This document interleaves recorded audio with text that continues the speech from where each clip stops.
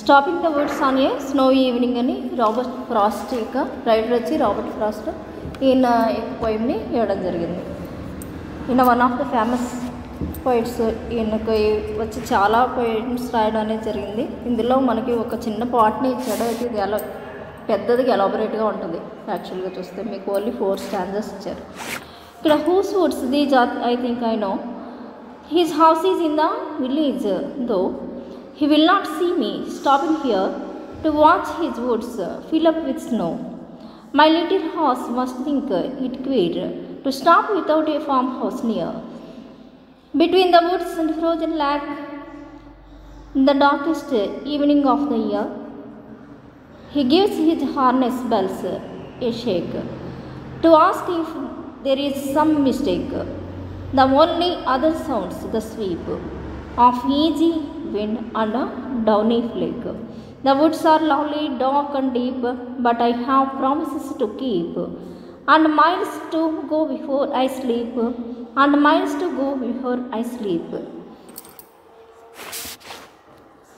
ఇక్కడ వుడ్స్ అంటే whose woods this are I think I know అని చెప్పి ఇచ్చాడు. ఇక్కడ వుడ్స్ అంటే ఫారెస్ట్ అని అర్థం.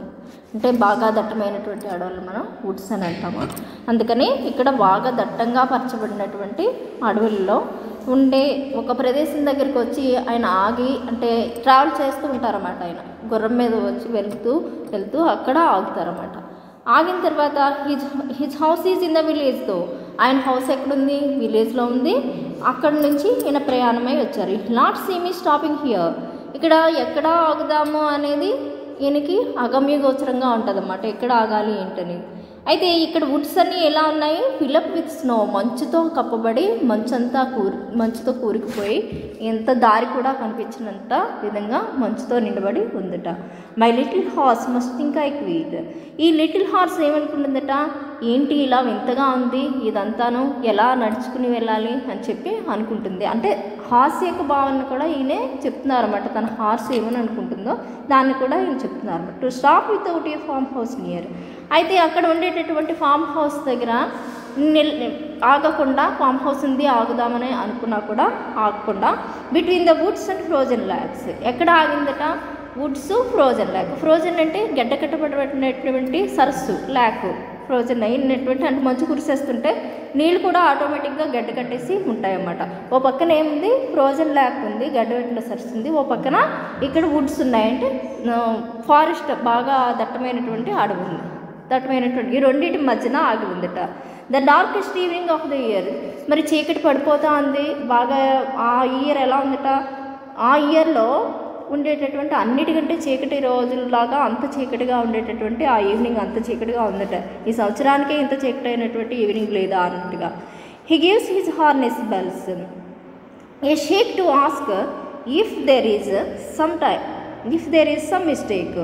అయితే ఈయన హార్నెస్ అంటే దానికి పెట్టేటటువంటి స్టాప్ ఉంటుంది. గుర్రానికి కళ్ళెం లాంటిది వేసి లాగుతూ ఉంటారు, మీకు తెలుసు కదా. అది దాంతో కంట్రోల్ చేస్తూ ఉంటారు. అలాంటిది దానికి వేసినటువంటి స్టాప్ అన్నమాట. ఆ స్టాప్ని, ఆ యానిమల్ని అంటే గుర్రాలని వాటిని కంట్రోల్ చేయడానికి వేసేటటువంటి దాన్ని హార్నెస్ అని అంటారు అన్నమాట. అయితే అక్కడ ఉండేటటువంటి ఈ హార్నెస్ని పట్టుకునే దాని యొక్క బెల్స్ వెంటనే షేక్ అవ్వడం, అలాగే to ask if there is some mistake, అసలు వెళ్ళవలసినటువంటి దారిలోనే వెళ్తున్నానా లేకపోతే వేరే దారిలో వెళ్తున్నానా అని చెప్పి ఒకసారి హార్నెస్ని పట్టుకుని అక్కడ ఆఫ్ చేయడం అనేది జరిగింది. The only other sound the sweep, అంటే గాలి వేసినప్పుడు ఏమవుతుందంటే కింద అంతా తుడిచిపెట్టుకుపోయినట్టుగా చిన్నగా ఏమైనా ఉంటే కదిలి వచ్చేస్తూ ఉంటాయి బట్ అలా స్వీప్ అయినటువంటి సౌండ్ ఒకటే వస్తుంది. Off easy wind and Downey flake, అంటే బాగా గాలి తేలికగా గీస్తూ ఉంది, కిందకి ఏమైనా ఉంటే పెళ్ళల్లాగా మంచు అలాంటిది పడిపోతూ ఉంటాయన్నమాట. అలా ఉంది కిందకి పడిపోయే విధంగా. The woods are lovely, dark and deep, మరి వుడ్స్ ఎలా ఉన్నాయంటే ఫారెస్ట్ చూస్తే చాలా ఇష్టపడేలాగా, అందరూ ఇష్టపడే విధంగా ఉన్నాయి. బాగా దట్టమైనటువంటి, డార్క్ అంటే చీకటని కూడా వస్తుంది, దట్టమైనటువంటి డీప్ అయినటువంటి అడవులు ఉన్నాయి, చాలా లోతైనటువంటి అడవులు ఉన్నాయి, అంటే ఎక్కువ దూరం ఉందని చెప్పి. But I have promises to give, ఈయన ఇచ్చినటువంటి ప్రామిసెస్ కొన్ని ఉన్నాయి. మనం ఎప్పుడైనా ప్రామిస్ చేస్తే ఏమంటాం? కంపల్సరీ ప్రామిస్ అయితే పాటించి దాన్ని నిలబెట్టుకోవడం అనేది చేస్తూ ఉంటాం. And miles to go before I sleep. ఈయన నిద్రపోవడానికి ముందు చాలా మైళ్ళ దూరం అనేది వెళ్ళవలసి ఉంది. And miles to go before I sleep, నేను ఇంకా బోల్డంత దూరం ప్రయాణించవలసి ఉంది, ఇంకా నిద్రపోయేటటువంటి సమయం అయితే రాలేదు. యాక్చువల్లీ మీకు ఇదైతే చిన్న వర్క్స్ మాత్రమే ఇచ్చారు. దీని యొక్క ఒరిజినల్ ఎర్స్ ఎలా ఉంటుందంటే, ఈయన జీవితం ఉందనుకోండి, లైఫ్లో రెండు తెలియనటువంటి తోవలన్నమాట. ఈ రెండు కూడా, ఓ పక్కన ఫ్రోజన్ లేక ఓ పక్కన వుడ్స్. అక్కడ ఈయన నిలబడి ఆలోచిస్తూ ఉంటాడనమాట, జీవితంలో ఇటు వెళ్ళాలా అటు వెళ్ళాలా. అంటే మనకి రెండు లైఫ్లో ఏమైనా రెండు రకాలైనటువంటి ఏదో గొప్ప జాబ్ వచ్చింది, లేకపోతే ఒక ఊళ్ళో ఉండి వ్యవసాయం చేసుకునేటటువంటి ఒక ఆపర్చునిటీ వచ్చింది.